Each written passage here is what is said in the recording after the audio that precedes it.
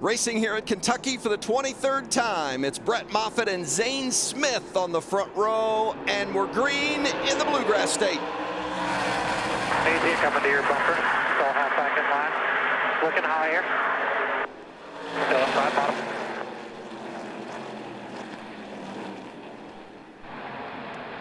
Clear.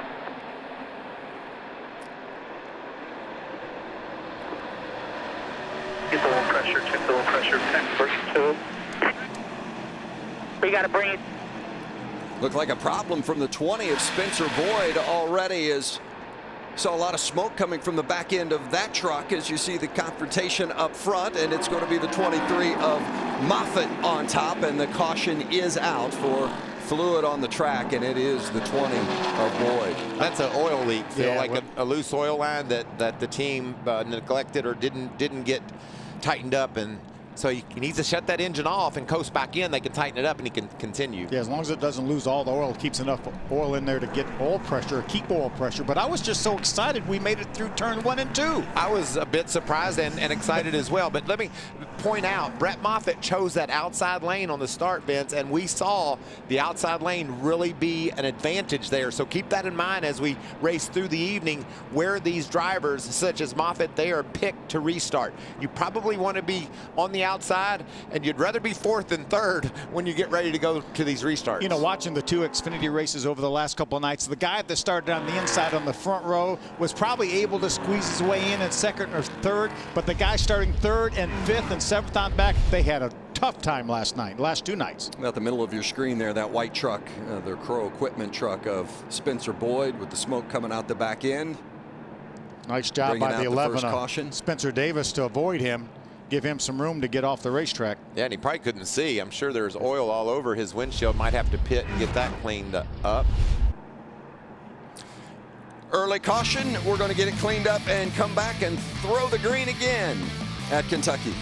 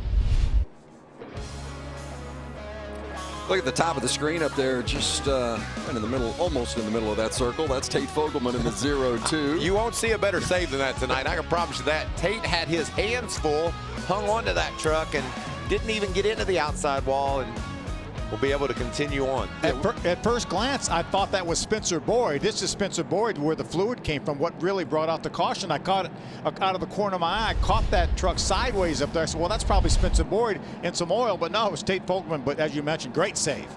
Yeah, Fogelman almost brought out the caution. It was Boyd that actually did it. Yeah, we didn't even get a lap complete, so Brett Moffitt will be up front to get us going on the restart. How about some radio from the 51 of Chandler Smith? Just explain to him how to manage his temps. Hold here for the restart. So just, you know, get your speed up, build up, cut it off, do the whole deal you do to get the motor cooled down. I got it cooled down all the way to 220 already. It was at 245, 250 at the restart. Okay, well just keep cooling it all under this caution right here. The cooler the better for the restarts. I want him to get that thing down to 200. That's a spotter and crew chief. Andy Houston is a spotter, experienced NASCAR racer. They know it's important for that engine to operate at an optimum temperature, and they say 200 is where it needs to be to start. And the young man is learning lesson after lesson right now. Yeah, you can do that by shutting the engine off and keep the fuel to it. The fuel will cool that off.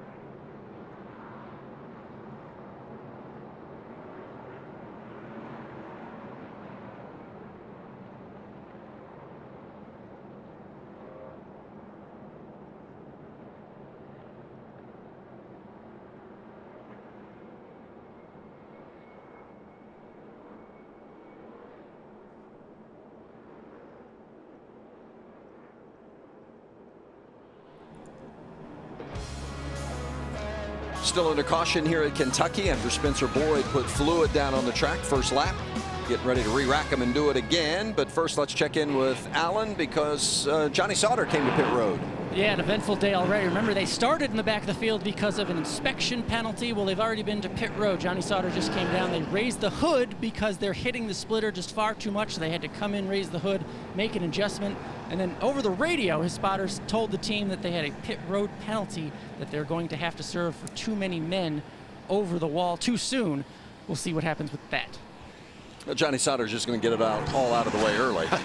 and really no harm, no foul because they were in the back anyway after having to start there. We've run just a little bit less than one green flag lap, getting ready for the restart here with Brett Moffitt on the outside and Sheldon Creed on the inside. We're back racing at Kentucky. I tell you guys, that 2 truck went from 6th to 2nd in that one lap. We saw how big of an advantage it was to be on the outside where Moffitt is, but man, that 2 truck is hot tonight. Just didn't quite clear Moffitt. Let's see what he can do down in turn 3 and 4 here. That's where he made the move and drove by Christian Eckes to grab the 2nd spot. Let's see if he can do it again. Yeah, that's Eckes right behind Moffitt for 2nd, and then Zane Smith in the orange truck in 3rd.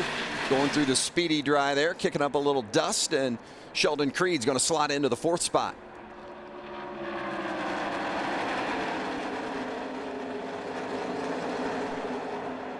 Side by side for the lead, and Moffitt hanging on to it.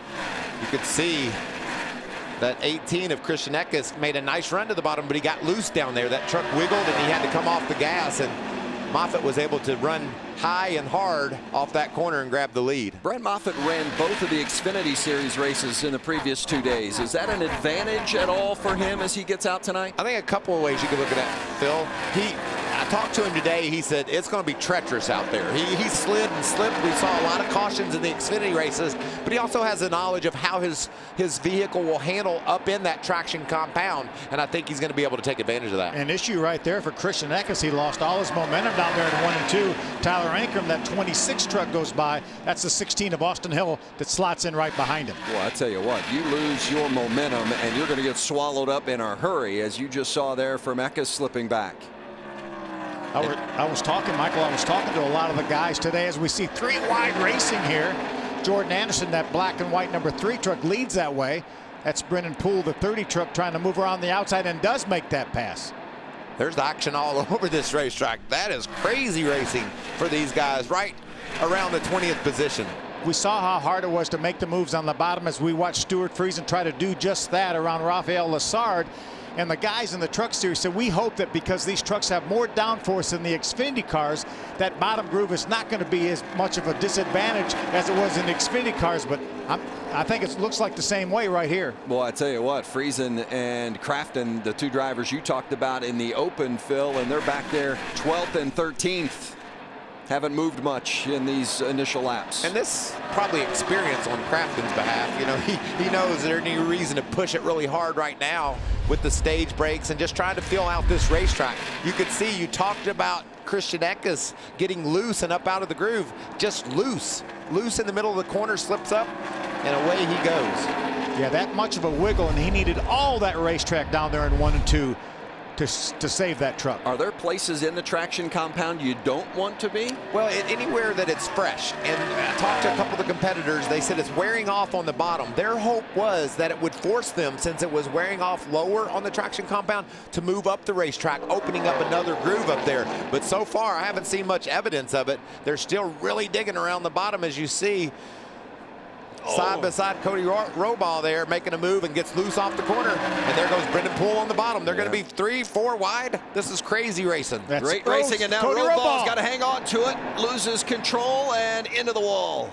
Oh, man. We're praying for Joshua, the young man that nearly drowned in a kayaking accident. You can see there, pray for Joshua. Certainly wanting to have a good run for Joshua. All of our hearts are with him. He was running inside the top 20 and just...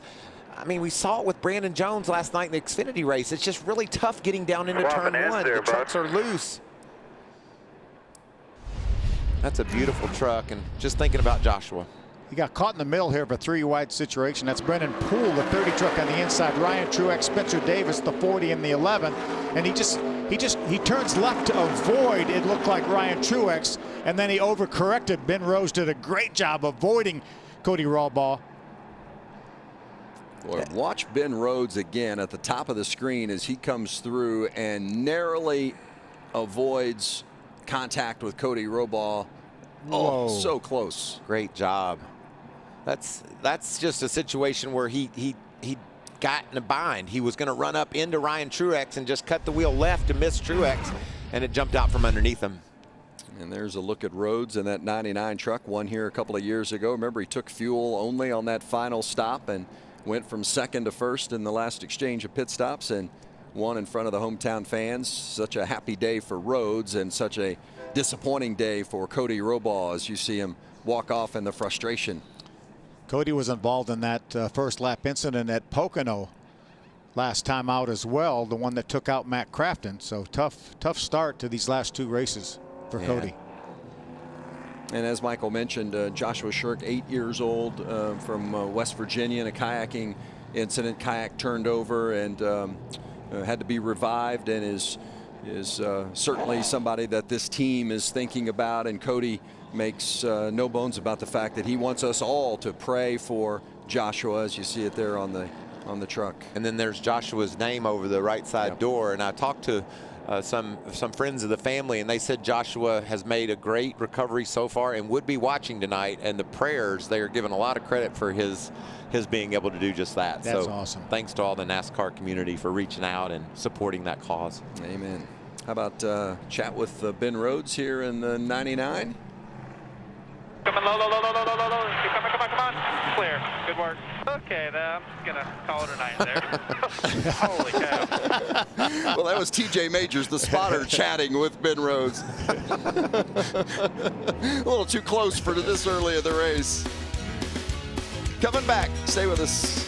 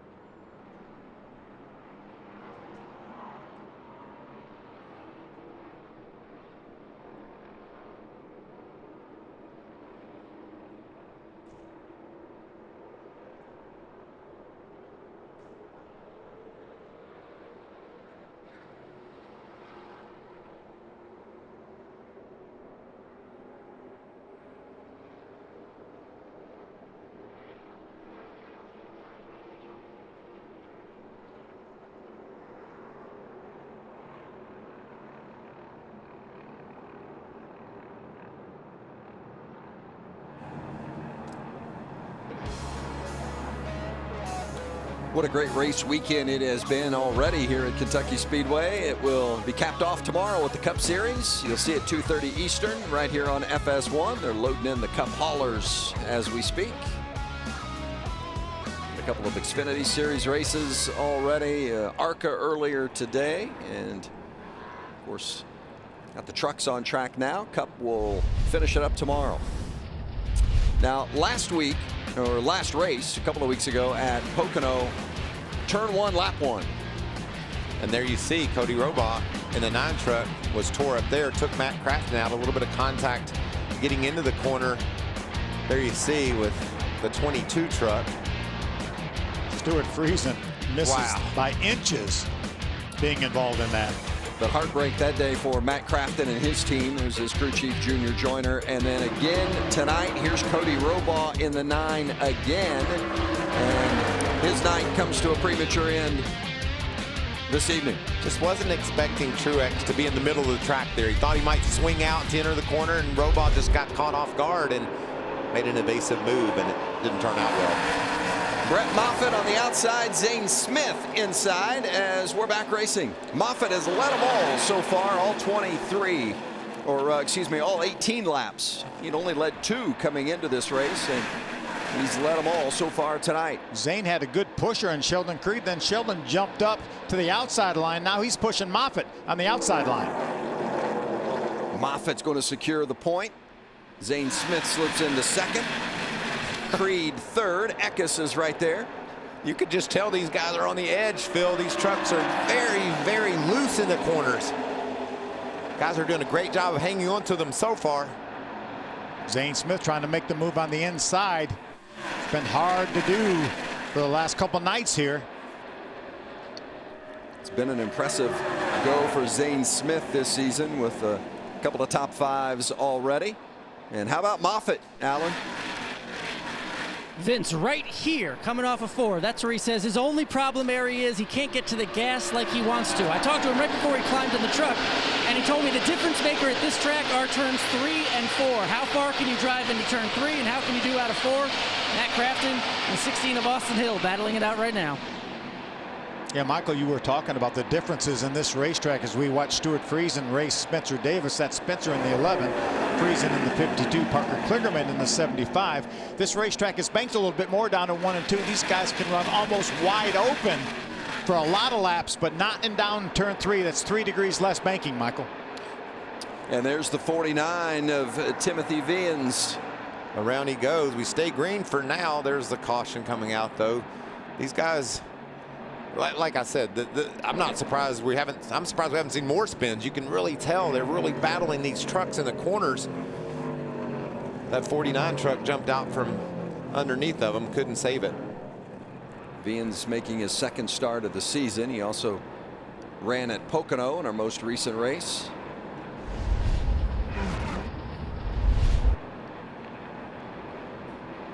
Just got outside, it looked like, the traction compound. He had his right side tires outside the dark part of the racetrack, which is where the traction compound has been applied, and it's pretty slick up there for sure. The 55 of Dawson Cram, one of our teenagers in the field, gets the free pass. Yeah, Dawson said he had a new sponsor on board and wasn't sure how he was going to perform, but certainly hoped that we would notice his truck, and getting back a lap that he was down will help him do just that. Saw a little bit of damage in the back of the 40 truck for Ryan Truex. More than likely that rear damage corresponds to somebody's front damage. That's usually the way it works out, isn't it? Well, this is the 3rd caution. Of course, the oil line of Spencer Boyd before we even had a lap completed, and then Cody Robaugh spun. Get it green and go to hopefully lap 35 in the end of stage 1 when we come back.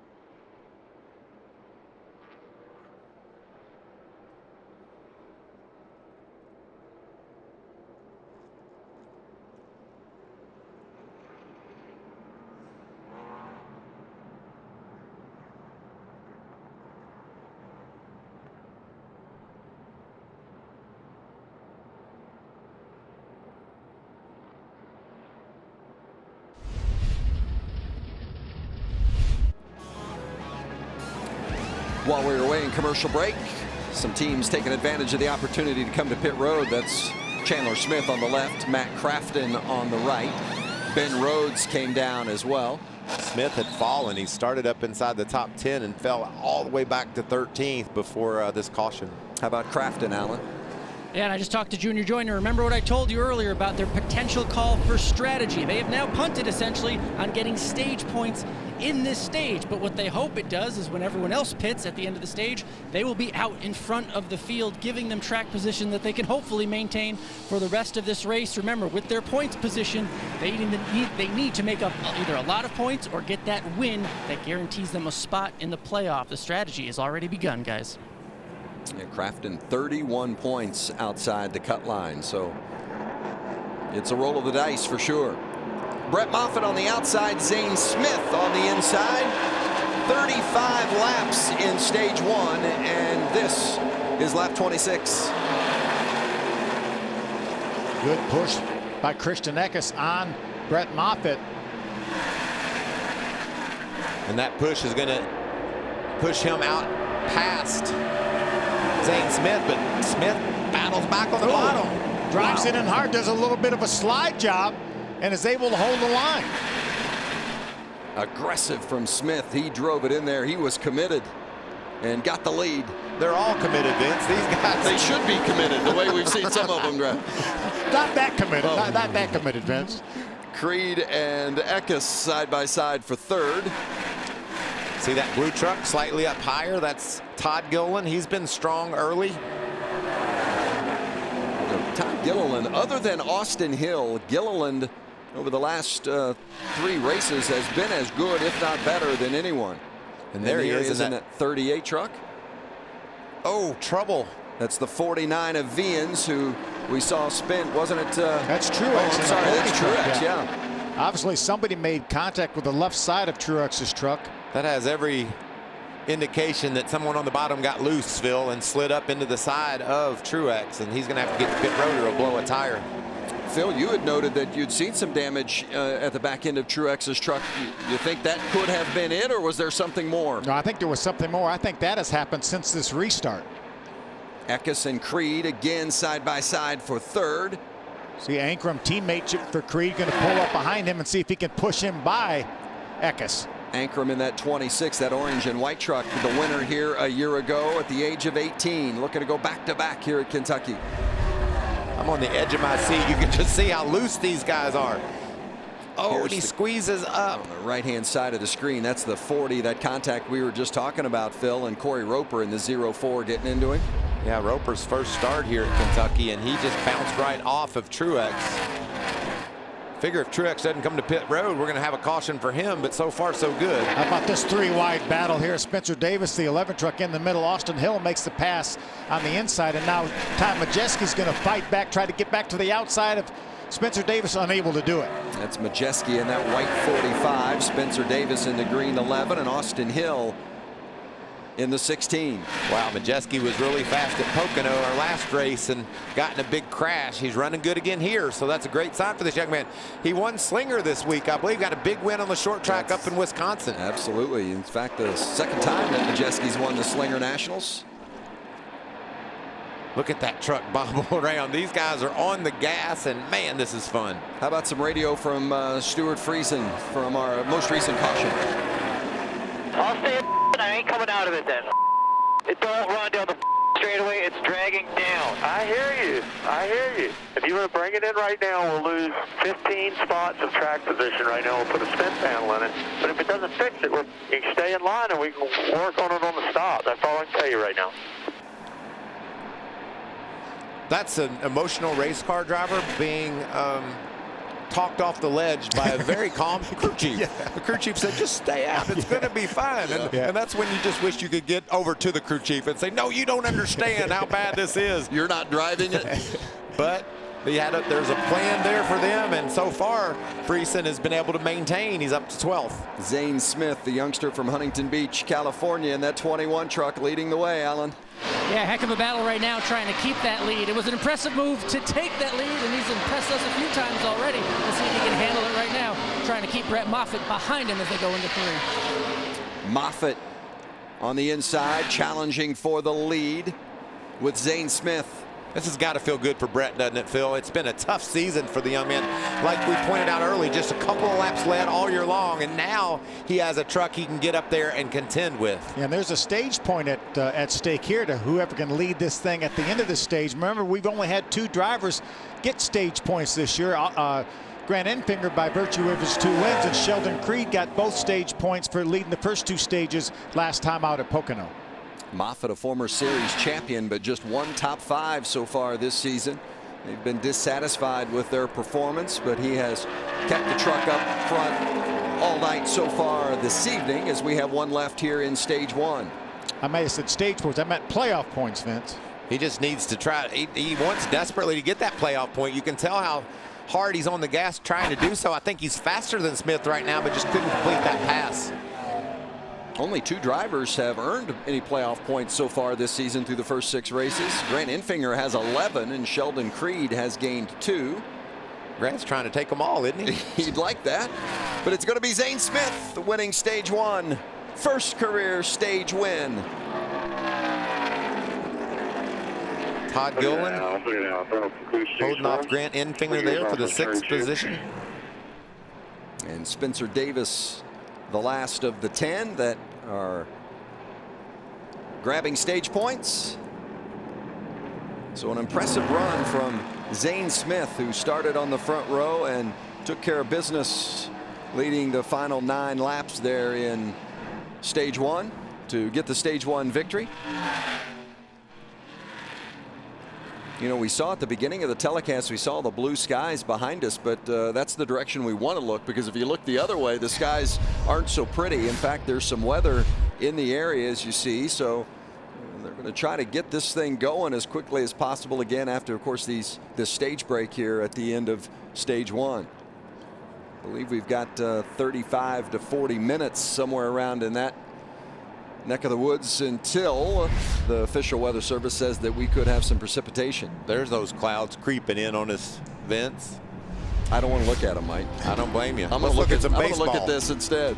Yeah, baseball. It's back on Fox. It returns July 25th. Fox Saturday Baseball. Of course, America's home for baseball this summer, as always, will be Fox and FS1. If you've watched these races very long, you know I'm a big Cincinnati Reds fan, so looking forward to a great season from the Reds this season. My condolences, Vince. No, it's going to be the year. This is the year. I say that every year. These boys are all going to come to pit road here, I believe. I could see some varying strategies between 2 and 4 tires. And remember, there's been some guys already pit. Yeah, Crafton. Yeah, they'll stay out. Smith, they more than likely will stay out, I would think. So Zane Smith leading them down, and that's the 23 of Brett Moffitt right behind. You'll see the 18 of Christian Eckes peel off first. He'll get service. He's going for 4 tires. You can see on the left side of the truck, the tire being put into position to go on that right, or that left side, excuse me. Tyler Ankrum getting a chassis adjustment in the 26. Alan? Yeah, the 23 there, Brett Moffitt. You can see they were talking about tires over track position, but they're putting 4 tires on Brett Moffitt's truck, a little too tight in 3 and 4 on the right here scheme. 21, the leader. Looks like he took 2 tires. Zane Smith, he says he was a little too tight, but we'll see if he'll get out with the lead. The 21 is Zane Smith. You see the 51 is back on pit road. Chandler Smith put right side tires on the first pit stop when he pitted, left side tires this time. Some movers and some droppers in that round of pit stops. The stage 1 winner, the 21-year-old from California, Zane Smith.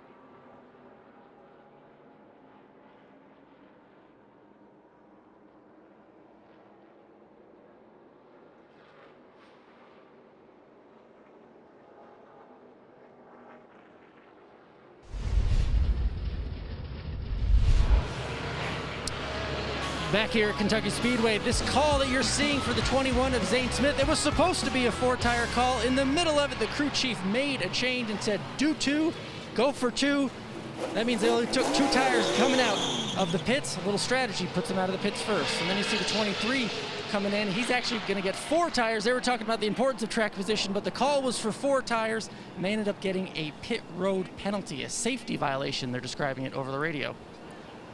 I think they had the crew member right there in the middle of your screen that came over the wall. He's looking around like, I hope nobody saw that. Yeah. Did his foot ever touch pit road? Didn't. I couldn't tell if his foot And then touched pit road or not. Whoa. That'll get your attention. Yeah, the valve on the gas can stuck open and just about gave a couple guys a gasoline bath, Sunoco bath. It's unbelievable, and I know you guys are certainly well aware of it, and for years as a pit reporter, it just, if you've never really been there and experienced it, the number of things that can go wrong on pit road, and a lot of the times during the course of a race you don't even see, the public doesn't even see because of there aren't enough cameras to catch everything that happens on pit road. It can be a dangerous place.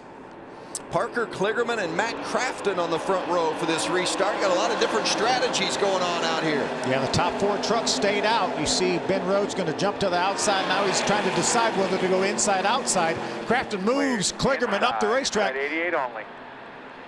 Only still there. 2 Crafton inside. in that 2 inside. bright number 88. Still 2, 1. Dropping one on like the a bottom. rock. 99's pushing You don't want to be stuck in the middle there.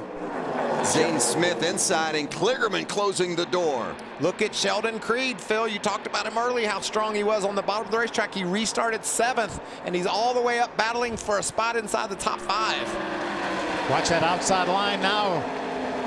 As Zane Smith puts in the middle in the orange 21.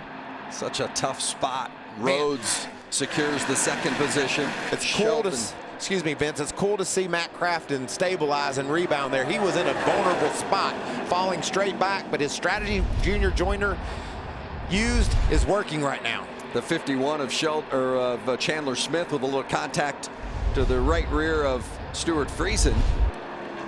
Yeah, there was a lot of room there, it looked like, to the outside of the 51 of Chandler Smith. And I think Stuart Friesen thought he was probably going to take that room. And there's the 33 going around, and that's Brian Barnhill. Come on, Brian, keep her going. We need to keep this green flag out. And it is still green, and then you saw the light change. And the yellow is out for the 4th time because of an incident today. That was a exciting restart and some great driving there. Matt Crafton, like I said, got in a bind but was able to overcome it. Sheldon Creed up inside the top 5. He early on, to me, has the fastest truck here. He hasn't got out front yet, but he's been right there. I like the fact that 3 of the trucks of the 4 that stayed out are still running up in the top 4 right now. What about Kligerman? He started out back. Started back in the 37th position. He's leading this race. There's a left rear flat on that 33. He did his best to keep that truck under control. Unfortunately wasn't able to. Couldn't get refired in time to stay green. Ryan Truex gets the free pass. Truex was 2 down, Vince, and now he's going to be 1 down, looking for another free pass to get back in contention. Radio from the 18 of Eckes. 45 minutes to rain here. Yeah, it's quick. I don't know. 45 minutes should be 60 laps from now. Should be like lap 110. Everybody keeping an eye on the skies. Tony Hirschman. It's been a busy weekend for the spotters as well. We talked about some of the drivers, guys like Brett Moffitt that ran both Xfinity races. Some of these spotters have, and there you see the spotters keeping an eye on the traffic and the skies. A little damage to the 51 of Chandler Smith, but we'll come back and go race him.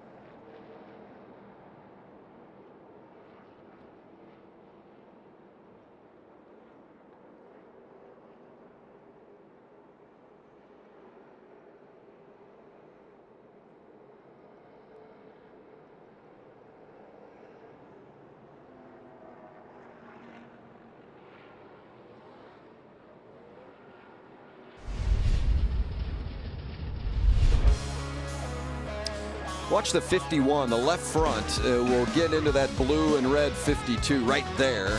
That's Stuart Friesen getting the contact from Chandler Smith, and on the pit road, some repairs to that 51 truck. We've seen a lot of that, Vince. These trucks just seem to be very difficult tonight to hang on to, and the rookie Smith, Chandler Smith, he's learning a lot of lessons tonight. He's had some great runs, but tonight's a big challenge for him. Parker Kligerman started all the way back in the 37th position. Restarts on the front row with Ben Rhodes. That's Kligerman on the outside leading the way. Great jump from Rhodes, and Sheldon Creed working the bottom. Kligerman coming back on the top, and that third lane out there led by Eckes. Eckes made some good ground in that third lane, and he's bringing the 16 of Austin Hill with him. And the caution is out again. Boy, I tell you what, we have had plenty of them, and that's Jennifer Jo Cobb in the 10 and the 7 of Corbin Forrester. Both those trucks are on the lead lap, so Jen Jo is having a nice run in that 10 truck, but a lot of damage there. Well, you made the comment about these drivers having a handful with these trucks. They're darting around, moving around a lot, and then on the restarts where it's get what you can right away, that's a bad combination. Yeah, Phil and I talked to several of the competitors, and they said it's going to be hairy. We're going to be on the edge of hanging onto our trucks, and I think we've witnessed just that, just like they said. And every one of these competitors watched those Xfinity races over the last couple of nights, so they know how sketchy it is, and so they had to be a little bit apprehensive going into this race tonight. Well, circle, there it is back in the distance there on the right-hand side of the screen, and just going to see the aftermath of the contact and the collision. Yeah, what about that another black truck involved slipping as well? Yeah.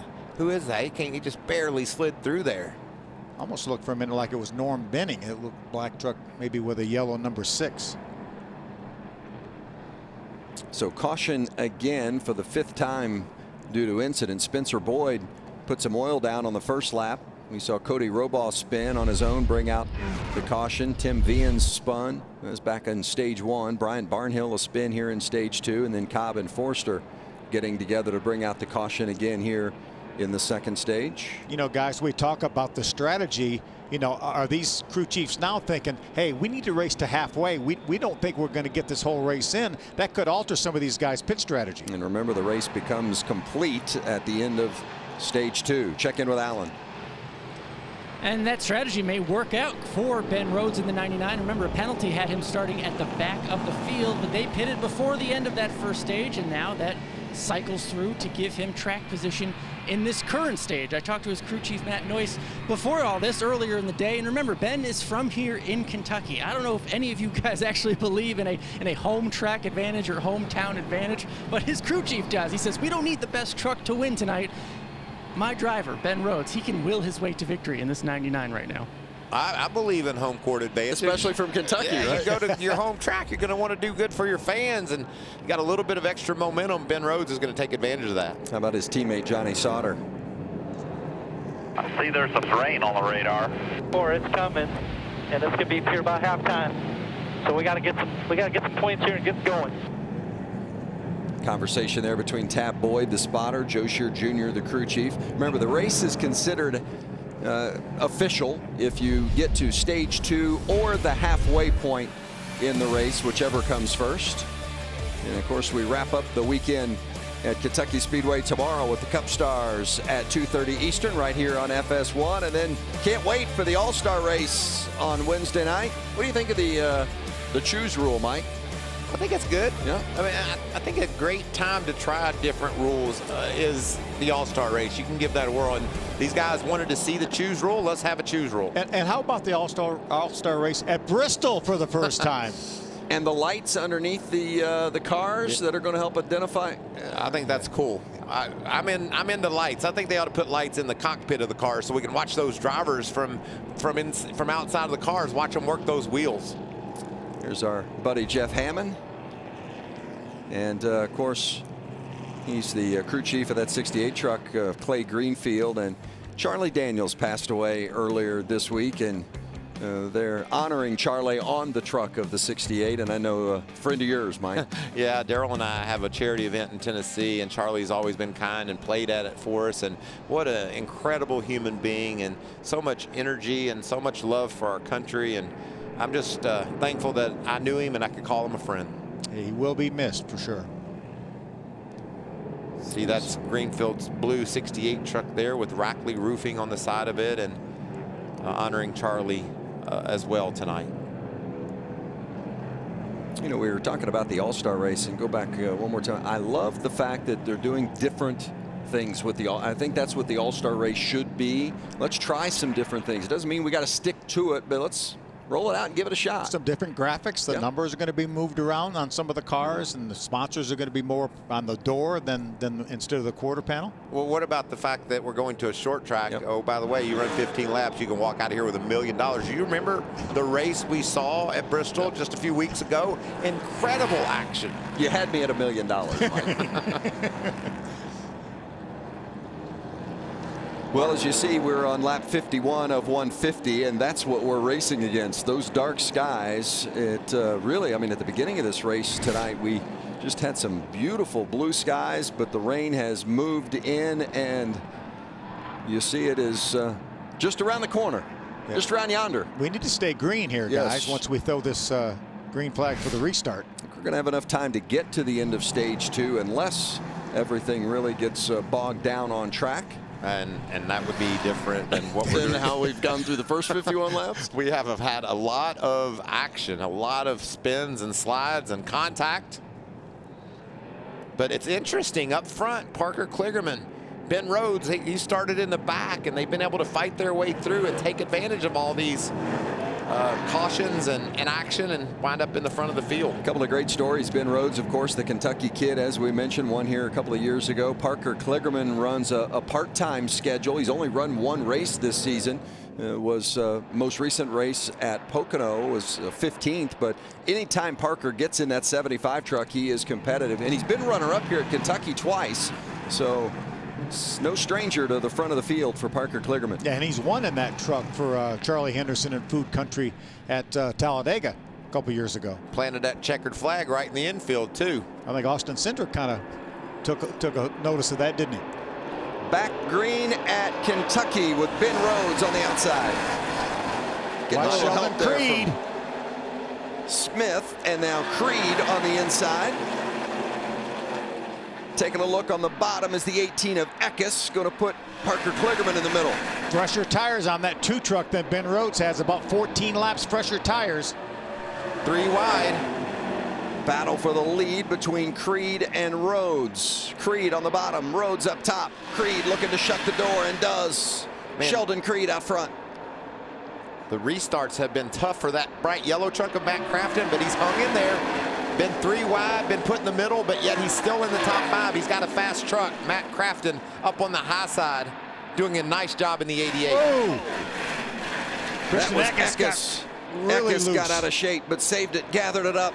Would have taken a couple of more with him. Great move by Austin Hill to avoid Christian Eckes. Johnny Sauter in the 13. Eckes and Kligerman for position, and Eckes gets that 6th spot. Look at that big run for Austin Hill. He had momentum off the corner, was able to move to the inside and see if he can complete that pass. I was talking to crew chief Scott Zipadelli this morning for the 16 truck. He said, we've never been good here. Watch this 18 truck get loose on the bottom, and watch the job that 16 of Austin Hill does to avoid him. Whoa.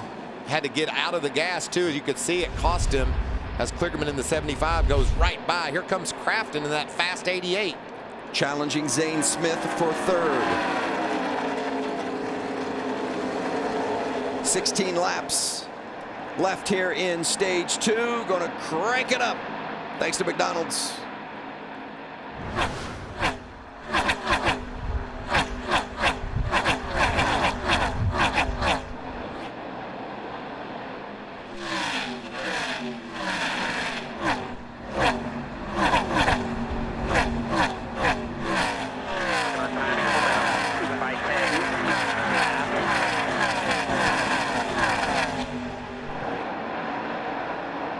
Back down here with you. Got 2 behind you now, 1.5 back. They're single file again.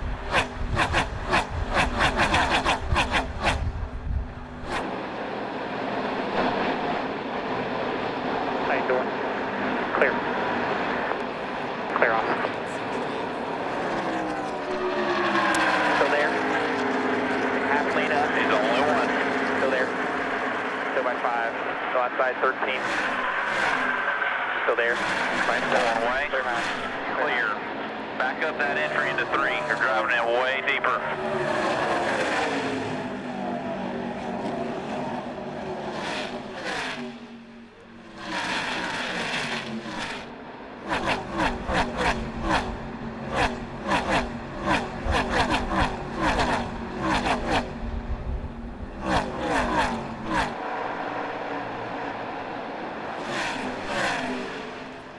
Well, if you were counting the near misses, you ran out of fingers during that McDonald's crank it up.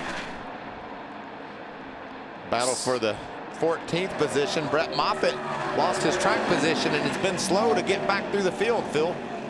Sure has. Spencer Davis has done a nice job on this 11 truck. We've seen a lot of him racing around some good trucks. That's Rafael Lessard for KBM right in front of Spencer Davis. Family owned and operated team here. Yeah, that Spencer Davis group has had a good run. Good music too, here Vince. at Kentucky. 3 career top 10s and one of those right here at Kentucky Speedway. You're racing your competition and knowing you could be racing the weather. If the caution flag flies, what do you do for strategy? Try to take advantage if you're not running up front of some track position. And if you're just joining us, weather is in the area, and if we get to the end of stage 2, the race will be official. So with 11 to go here in the stage, not just racing potentially for stage points, but maybe racing for the win and the final position, depending on what the weather does. So everybody trying to get everything they can here in these laps. Back to Davis and Moffitt. Sheldon Creed continues to lead. Zane Smith and Matt Crafton. Crafton stalking 6th for that, or Smith for that 3rd spot. He's really wanting to get to the outside, Phil. He doesn't want to dive on the bottom of that orange number 21. You can see Crafton just peeking to the outside to get that spot, but can't quite pull it off. Johnny said, let me try the bottom down there, and I'm not sure it's going to work on him to see how he gets down in turn number 3. And Matt Crafton takes all of the traction compound and puts Johnny down in the gray stuff, and he's going to lose another position to Christian Eckes in the 18 truck. Well, that entry to turn 3 is so tricky.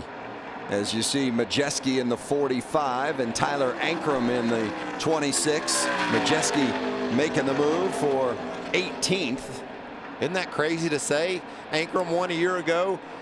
Majeski just won one of the biggest short track races in America, and there they are battling for 18th. That tells you how tough the truck series is. No easy gains here tonight, that's for sure. We have seen battles throughout the course of the field from front to back.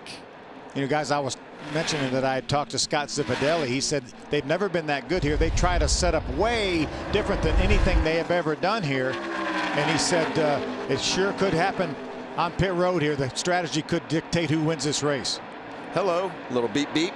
There's the old chrome horn. That's the veteran telling the youngster, I'm tired of following you. Said, you might not have seen much of me this year, but I just want to let you know that I'm here. And look at Eckes. He's been able to make that bottom work and moving on the inside of Crafton. Little contact there, it looked like. Side drafting. Sauter right behind them, waiting to pounce if one should slip up. And there's that push that Crafton needed from Johnny Sauter. It's going to push him ahead of that 18 truck. Good teammates working together. Yeah, look at that pack of trucks. Crafton still trying to get past Zane Smith. Yeah, these guys have fallen about 7 seconds behind Ben Rhodes right now in the 2nd position. Yeah, the first 2, Sheldon Creed and Ben Rhodes, are within a second of one another, about 7/10. And then it's a big gap to the 3rd place runner of Zane Smith, who you see there in the orange, just going out of your screen on the left-hand side. Rhodes has done a nice job. His tires are a little bit older than our leader, Sheldon Creed. And we talked a bit ago about this truck, Phil, how it looked like he might be the fastest guy on the track. And now that he's gotten that track position, you can see the green truck there on the right of the screen. That's Rhodes. He's been able to keep pace, but Creed certainly is the class of the field so far. We talk about the 14-lap disparity in the tires, but a lot of those laps were caution laps too, so the tires aren't probably as far removed as what they would have been. Zane Smith running third. Crafton continuing to pursue that position. Pressuring Smith. Bumped him into the back end a couple of times, but couldn't get Smith to move. And now it's side by side for that spot. See if Crafton can get the run and finish the pass. He does. He does. And, you know, these race drivers have their hands full just battling this tough racetrack and the competition.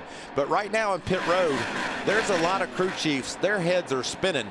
What are you going to do, Vince? The race is official as soon as this stage ends, like you said. But with rain in the area, do you pit? Do you stay out?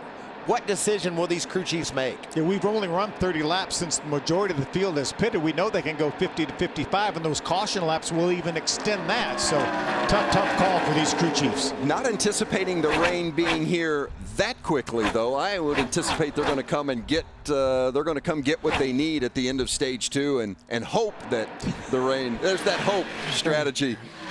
I totally just smiled at Phil because You're not buying it? Hope's a strategy, Vince. I know It's you're a great strategy. But if you're running 20th and you can stay out and steal one of these things, how valuable would that be? Yeah, running 20th is different than running up front. Sheldon Creed, who won both stages at Pocono, stage 1 and stage 2, out front with less than 2 to go here in the second stage at Kentucky, and he has stretched it out to almost a second over Ben Rhodes now. I want to stay out, Vince. I want to take a chance. I don't care where I'm running. Now the rain, I mean, it is, in fact, it is so close that our cameramen have had to get up off the roof of Kentucky Speedway, so using just our robo-cams now to bring you the coverage. And that's, you see the darkness off in the distance. It is close, but how close? Will they come and pit at the end of this second stage, or will they stay out? The final lap here in stage 2, and it's Sheldon Creed looking to cement the stage win. Comes off turn 4 and making his way to the green and white checkers for his 3rd stage win of the season. I don't know what I would do, guys. I don't know what I would do. I got to stay out. I got to think a lot of these. I'm as nervous as if I'm a crew chief. This is how I would sound if I was a crew chief. I think you just got to take a chance here. The sky is ominous. It's closing in. It's going to storm. What will NASCAR do? How long will they wait out the rain? End of stage 2, so the race is official at this point. Of course, we're going to run as many laps as we can, but Sheldon Creed, the stage 2 winner. More laps coming, or is the rain going to bring it to an end?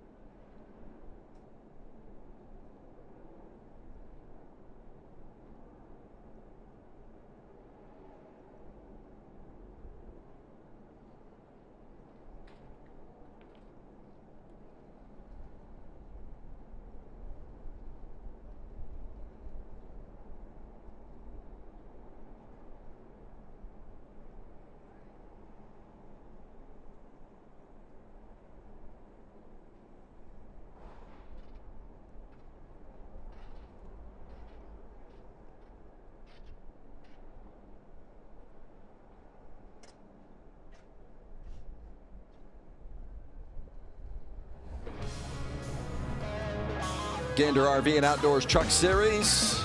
Stage 2 is complete with Sheldon Creed winning the stage. Weather is on top of us, but no rain yet.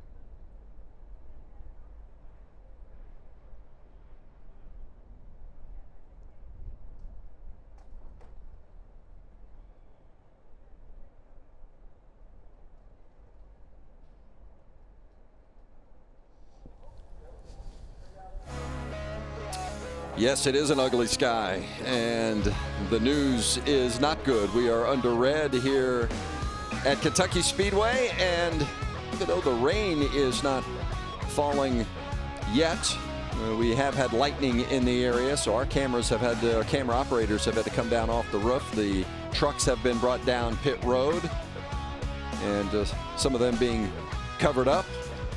So we'll see what happens in relation to the weather. But guys, we're at the end of 2 stages, so officially the race is complete. I mean, we've completed an official race either at the end of 2 stages or at the halfway mark of the laps in the race, so whichever comes first.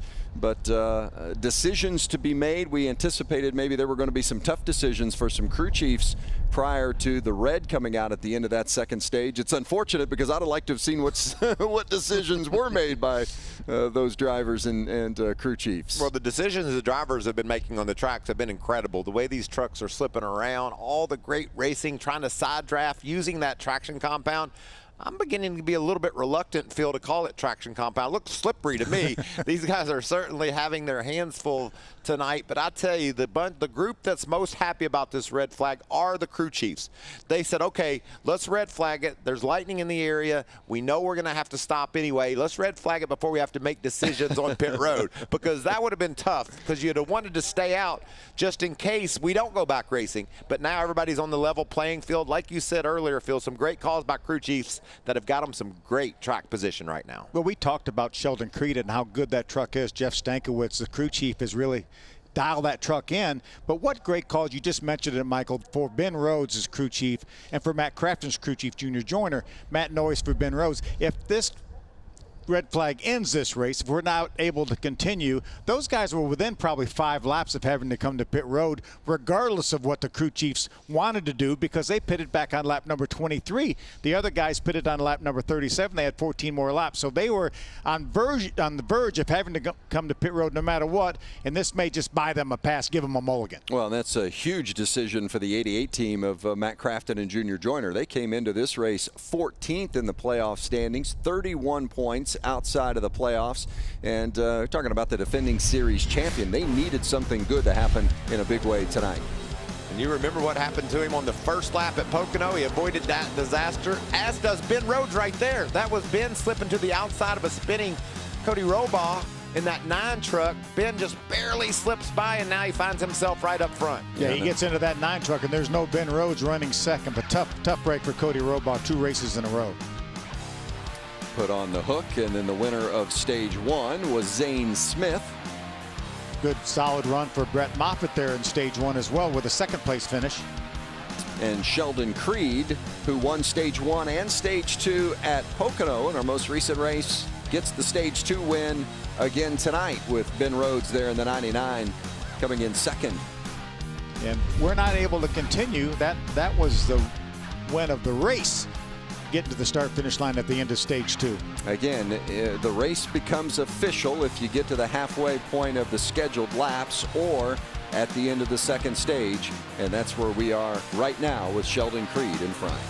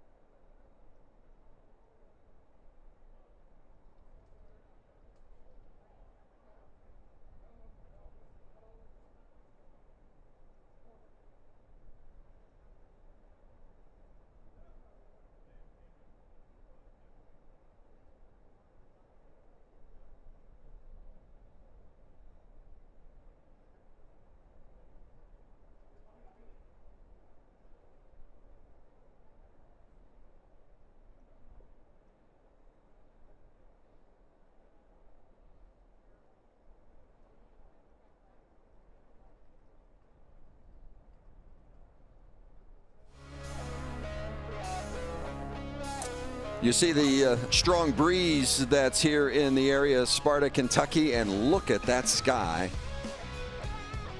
Threatening weather and lightning has brought us to a delay in the red flag. And while we're delayed here in Kentucky, we'll take a look at the best of Radioactive, the championship.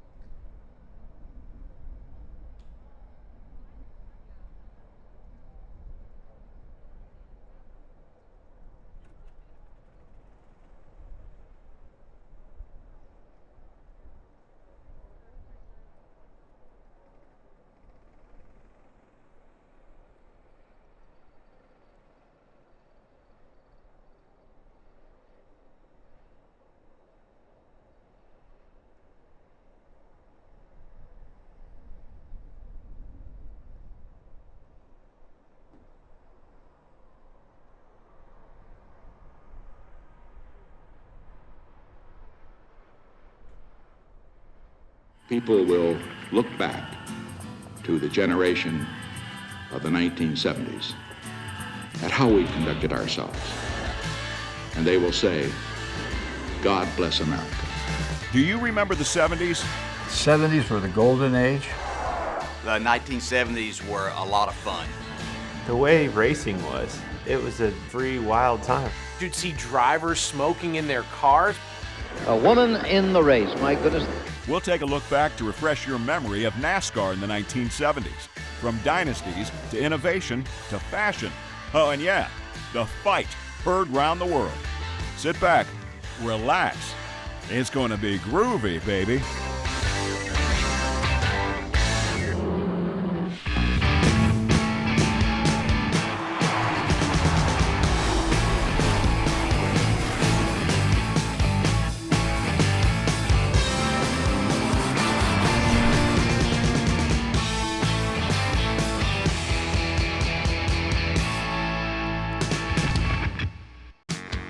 The 1970s were a wild and funky time.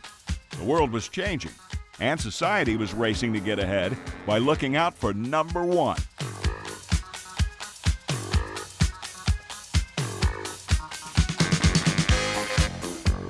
The 1970s was called the me decade because everybody began to focus on what they wanted to do, not what the collective wanted to do. So it was all about the individual. People started looking more inward, maybe a little more selfishly than they did in previous decades. All about self-expression, and suddenly it was okay to be that expressive. Guys were seeing what was going on in the rest of the country and kind of emulating that. So you'd see, you know, the sideburns, the long sideburns, or the Fu Manchu. The good old Southern boys like Richard Petty, the king of the Stalkers, who has updated his image this season with a brand new Fu Manchu mustache.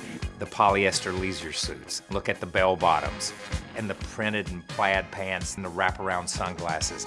Flowery shirts, the big collars, just things that were out of the ordinary. Kind of the grease monkey, the redneck that everybody thought NASCAR was. These guys were popular in the sport, and now all of a sudden they were looking like they were trending culturally too, because of the clothes they were wearing.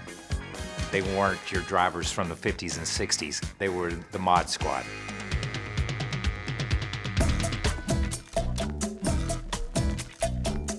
If I could be born a race car driver in any era, it would be the 70s. You know, that's when personalities and drivers became icons and people started going to the races to see this specific guy. Competing here today will be all the top drivers of the NASCAR Tour.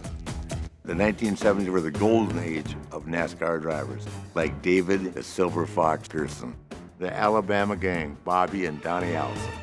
And of course, the best of the best, none other than the king, Richard Petty. I'm talking stars, baby. Woo! Hang on, Rick. Back in your seats, everybody. Driver introductions aren't over just yet. I mean, NASCAR is the land of nicknames. Well, here's an empty pit along pit road. It belongs to Cuckoo Marlin. But how crazy do you have to be to get a nickname like Cuckoo? There's Cuckoo. He pulls out a comb. He's going to get some ribbing from that. Most nicknames weren't connected to pop culture, but a few were real blockbusters. Last American hero, Junior Johnson. Now here is Cale Yarborough racing with Darrell Waltrip. Both leaders are out of it. The news reporter asked me what happened. Jaws got me. The legend of Jaws. It's always running at mouth, tearing up cars. Just when you thought it was safe to wander the track, even the Premier Series got a nickname in 1971, when it became the Winston Cup Grand National Series. We had a new sponsor. So the tobacco companies show up, and they shrank the schedule a little bit, so it was only on weekends, because that's where you could promote it properly and get a big enough crowd. All the marketing that we had through R.J. Reynolds back in the day, it really put our sport on a different level. And everybody smoked. They literally gave free cigarettes away at the track. You'd see guys smoking in the garage. You'd see drivers smoking in their cars. It was almost like a pre-race ritual. Pearson, he had a cigarette lighter on the dashboard. David Pearson in the Woods Brothers Mercury. He's won 10 out of 15 races he started this year. Mr. Cool does it again. You even saw David Pearson smoking in victory lane. I mean, come on, dude, you just drove 500 miles in a tiny oven and the first thing you want's a cigarette? Holy cow. That's like climbing out of your car and asking for warm milk. Oh. This is the decade Southern racing slips into the mainstream. Stars, cars, singers, and zingers. This hour of NASCAR 70s nostalgia is an offer you can't refuse. It's a bruising way to spend an afternoon.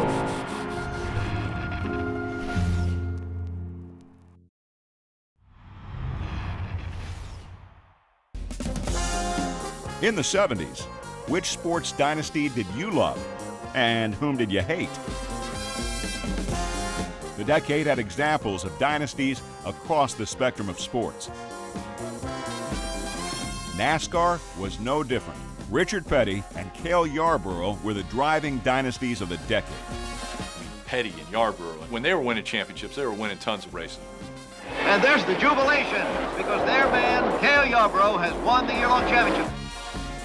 Cale Yarborough won 3 championships in the 1970s, all of them back-to-back. He was the guy that my dad battled for his first championship, so that connects me tighter with Cale and my appreciation and admiration for him. He was always one of my heroes. He never gave up. You think of Cale Yarborough, just tough as nails, no nonsense. Everything in his character played to what people kind of wanted racers to be. What a performance by the strong, stocky fellow from South Carolina, Cale Yarborough. Richard Petty was already the king of NASCAR by the 70s. He just used the decade to extend his reign as monarch of motorsports. What was NASCAR racing like in the 70s? It was Richard Petty versus the world, and he won. To be the man, you gotta beat the man. King Richard the Racer is in command again. And being the man and staying the man is 2 different things. Petty's won more races than any other driver in NASCAR history. The dominance of Richard Petty. He won 5 championships and 89 individual races just in the 70s alone. Obviously, his talent was as great as anyone that's ever been in this sport. During Petty's victorious ride through the 70s, he saddled up in 4 different car makes. It was like drivers changed automobiles like they changed clothes. You don't get in it, you just sort of put it on, you wear it, and it's got to be part of the man. Can you guess how many car makes drivers jockeyed during NASCAR's golden age? Of course, you've got Ford, Chevrolet. There was Chrysler, there was Dodge, Oldsmobile, Buick, Pontiac. No, I'm falling way short here. and maybe AMC. AMC, that's right. Outside on the front row, an interesting development involving Bobby Allison. He's driving for Roger Penske in the American Motors Matador. The Matador? And it's red, white, and blue? It's like racing a bald eagle. The way that car looked, I think we were all just mesmerized. It was so different looking. You've got a windshield here that's fairly upright. It's not slanted back too much. The rear quarter of this car, you can see it's not quite so smooth. There's a great big window here. Bobby Allison drove it, and then when it went out and kicked everybody's butt, you're stepping up and taking notice. When you look at the aerodynamic design of it, Bobby Allison may have been way ahead of his time with that. With sporadic and varied factory support, the vehicle was a huge variable in 70s competition. We've identified the stars, we've identified the cars. Now let's watch them fly. The Aero Wars was my favorite era in NASCAR. These cars with these outlandish aerodynamic devices to make them faster. That was Pandora's box. That was the world of aerodynamics. And we learned it back in the 70s. These very smart aerodynamic engineers and like-minded crew chiefs that thought something would be better, but more importantly, had enough commitment from their manufacturer, from their team to go out and build. So it was a continual confrontation over aero, big engines versus smaller engines. It just tied the sport up for a while. The question now is whether the Ford can run with the wing Dodges. The 70s were the golden age of NASCAR for one reason and one reason alone. The winged warriors. Cars with wings reign supreme. Here these things show up on the track with these huge wings and tiny little noses, and they're fast. Wicked cars. That's what I want to drive to work every single day.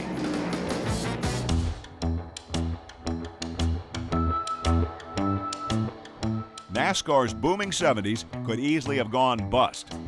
An oil embargo and energy crisis threatened the very lifeblood of the growing racing phenomenon. The price of oil and gasoline brought to such levels by scarcity. All of a sudden, we were faced with an energy crisis.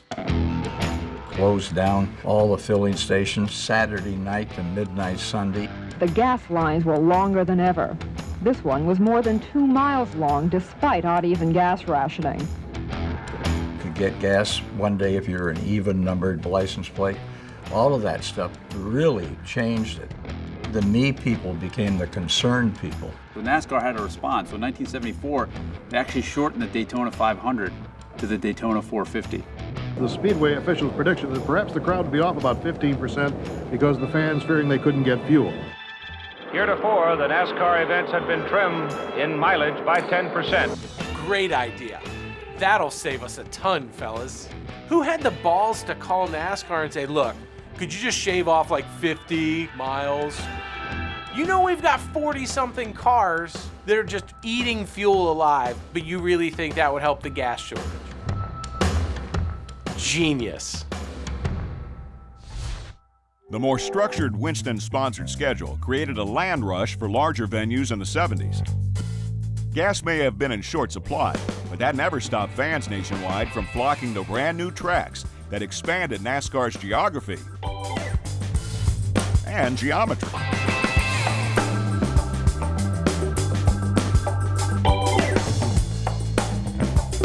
With increased excitement around race day, these big venues created a festival of fast racing and fast living.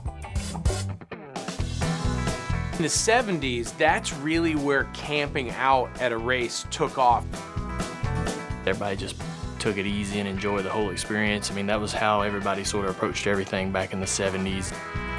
Going to a race was little more than rednecks, White Sox, and blue ribbon beer. These thousands will eat and drink and sleep this night inside the raceway. Famous Darlington downtown. This is America for me. Something totally new, something I haven't even imagined could be possible in motor racing. There's gambling going on, there's money on the table. Pretty dangerous leaving that sort of money with a Scotsman around. Like the cars they served and the crowd they entertained, pit crews were often a rough and lumbering bunch. They sometimes lacked efficiency, but never enthusiasm. It was chaos. And they were wild. Pit stop time and the fans are treated to the best and fastest auto servicing in the world. They change 2 tires, pour in 14 gallons of gas by hand, wipe the windshield, give the driver a drink, and say a prayer. It was so terribly dangerous. No pit road speed. You didn't really know what was going to happen. People coming in as fast as they could. That's crazy. Trying to dodge tires that are bouncing, lug nuts flying, gas spilling everywhere. You had people that were mostly volunteers. A lot of the teams, were just bringing these people in. They didn't really practice it much. It didn't look like anybody knew exactly where they were supposed to be. You had people going everywhere.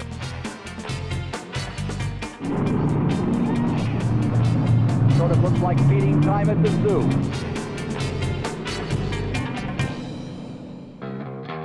There were some teams who knew how to pit with style and substance. Watch this Junior Johnson crew, boy, they know their job and do it well. You think about Junior Johnson out doing it himself. He was the jack man, and that jack, you had to stay clear. Junior Johnson looked like Paul Bunyan swinging an axe out there when he moved that jack around. And he literally sweeps one of the NASCAR officials right off his feet. But then the Wood brothers came along and really changed things, showing everyone that, hey, this really made a difference. The Wood brothers made it almost like it was synchronized. So they took what was chaotic and made it almost as a ballet. Car number 21 coming in to the most skilled pit crew in the world, the Wood brothers. Glenn and Leonard and Delano. These men have been likened to ballerinas. They have become a legend in NASCAR Grand National Stock Car Racing. That Wood Brothers crew is sensational. Coming up, a blizzard creates an avalanche of exposure for NASCAR. Crashing, fist fights, race wins, and so many people saw it. And later in the show, money, cheating, scandal. After all, this is the decadent decade of the 70s.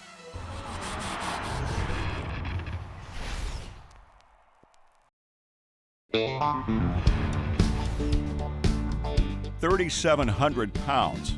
No power steering. It took some muscle to wrestle the muscle cars of the 70s.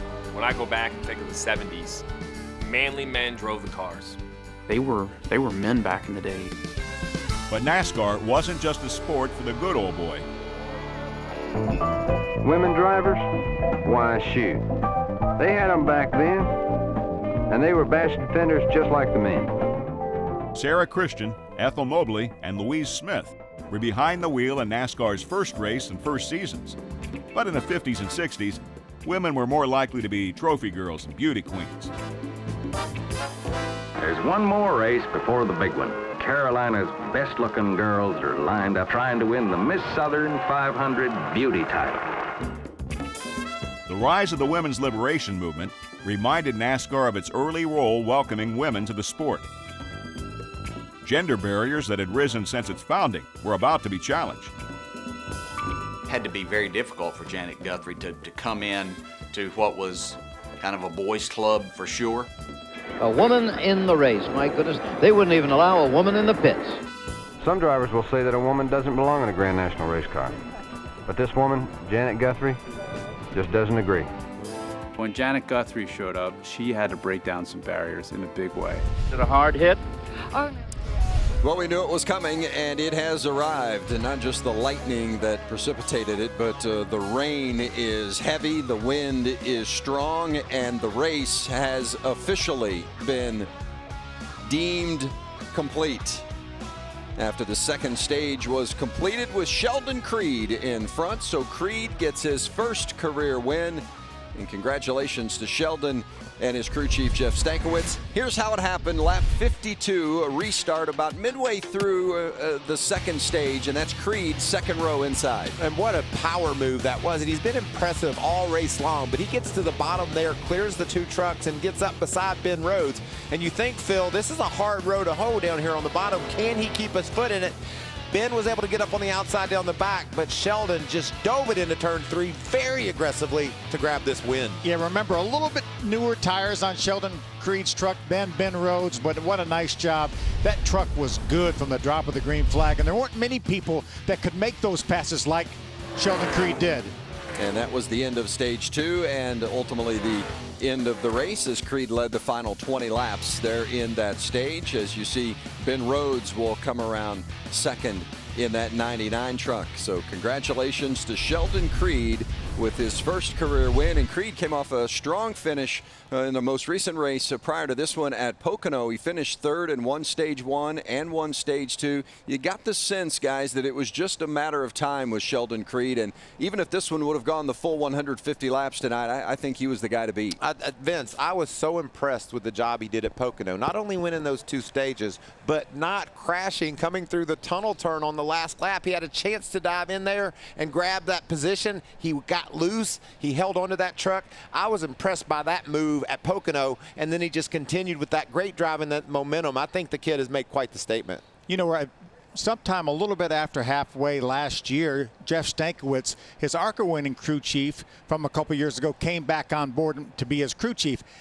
Ever since then, they have piled up the good finishes. Only one time have they finished worse than 14th in the last 9 races of last year, and now the 7 races of this year. And oh, by the way, I was pretty sure that I saw Jeff Stankiewicz over behind his pit box doing a bit of a rain dance. I'm not positive, but I think it was Jeff. Well, I don't think this is the only win they're going to get. I think those two have made quite a nice combination. I wouldn't be surprised to see Sheldon Creed add to that win total before the season's over, Mike. It's just a great position for this team to be in with the speed they have. We've noted all year long what Austin Hill's been able to do. As you can see, he's comfortably above that cut line, been really fast, led a bunch of laps, but hasn't been able to get to victory lane. I think we're beginning to see a bit of a sorting out of our top 10 and our guys that we look to make the playoffs. And Matt Crafton down in 12th, he made a big jump with that 3rd place finish today. Yeah, he gained 9 points. He came into the race 31 outside the cut line, so he cut 9 points off that, but still in 12th. And there is Stuart Friesen. And Phil, you talked about Crafton and Friesen, two drivers that, we're at the halfway point of the regular season. Time starting to run out a little bit on those two guys. Yeah, Crafton performed tonight. He and Junior Joyner, a great call to stay out when a lot of those guys came down pit road that resulted in a third-place finish. But Stuart Friesen, again, just very mediocre, a 15th place finish. He's going to have to do better than that to jump up in the top 10. Well, as noted, the race has been called, and Sheldon Creed is the winner. His first career win in the Gander Trucks. We've got him on Skype. Sheldon, congratulations. How's it feel to be a winner in the Gander Truck Series? It feels awesome. I'd really like to finish that out and get the real check flag, but I've done plenty of these by races, and I'll take luck any day. Well, Sheldon, it's been a lot of fun to watch your maturity, watch you really get a hold of these trucks. That move you made at Pocono, I was just talking about how you went through the tunnel on that last lap and didn't crash, and then the impressive pass on the bottom. How did you have the confidence to go down low? We hadn't seen anybody else make that work. You did a great job, bud. Just honestly, I was a little on the tight side tonight, and I could be really aggressive on the bottom, which is really nice. And watching the Xfinity race the last 2 days, ARCA day, they were struggling on the bottom, so I was a little nervous of that. And then I went and settled down a little bit and had a lot of grip. I think it was just because we were pretty tight, and you guys probably saw the 99 was staying with me and actually closing in on me. I was just shouting the front there. So I just want to thank everyone. Jeff Sinkwitz, all my guys. They've been putting so much time into the shop. We struggled here. So hats off to them, my grandfather, my whole family for supporting me. Everyone that's supported me my whole race career, and Chevy Accessories, GMS. Man, Josh Wise, I owe so much to Josh. He helps me every single day of the week. I can text him anytime there with advice and tips. My teammates, Brett, Zane, Tyler, Chase. Brett has helped me so much, and just really stoked. Really wish I could have got the finish line and finished that right, but I'll take this win, and I hope we keep showing up with the speed. So thank you guys. Sheldon, you mentioned Jeff Stankiewicz, your crew chief, and just a few moments ago I talked about how consistent you guys have been since Jeff came back over a little bit past halfway of last season. Well, how comforting was that to you to have your championship crew chief from the ARCA Series back over there, and why was that largely responsible for your turnaround last year? We were good before Jeff, but I just needed a good relationship back where me and Jeff started crew chief and driver, and then built a friendship from there. And drink beer together on the weekends, and it's just good. So,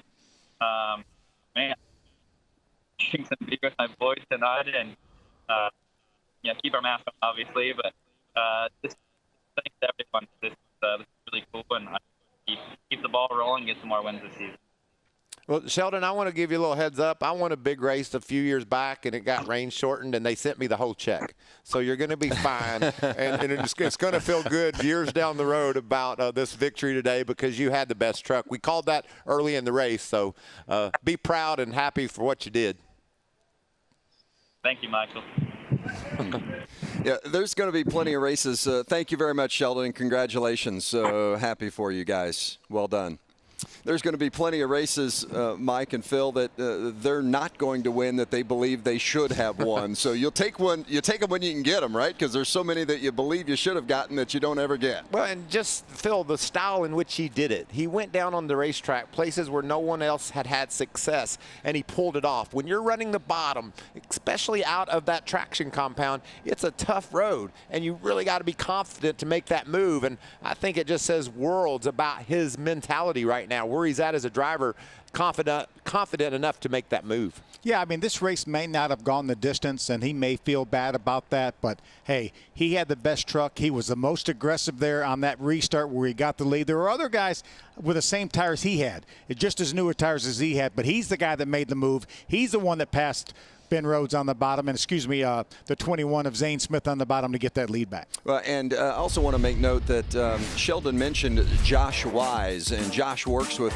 Sheldon not just physically to get him in great physical condition, but also from a psychological standpoint. He works with a lot of drivers that they give him credit for being a difference maker in their maturity and their physical advancements, and also from a mental standpoint. And don't forget, we'll be back with you again on the 18th from Texas, as you saw, and certainly look forward to continuing our season at Texas Motor Speedway. Well, it didn't end up quite the way we had hoped. Didn't get to go the distance, but Sheldon Creed doesn't mind. He wins for the very first time in his Gander Trucks career. For Alan Cavana, Phil Parsons, Michael Waltrip, I'm Vince Welch. Thanks for being with us. Coming up next, NHRA qualifying from Indianapolis. This copyrighted telecast may not be reproduced, retransmitted, or used in any form without the authorized written consent of NASCAR Broadcasting. NASCAR would like to thank all of our fans for your support, and we hope you enjoyed today's broadcast.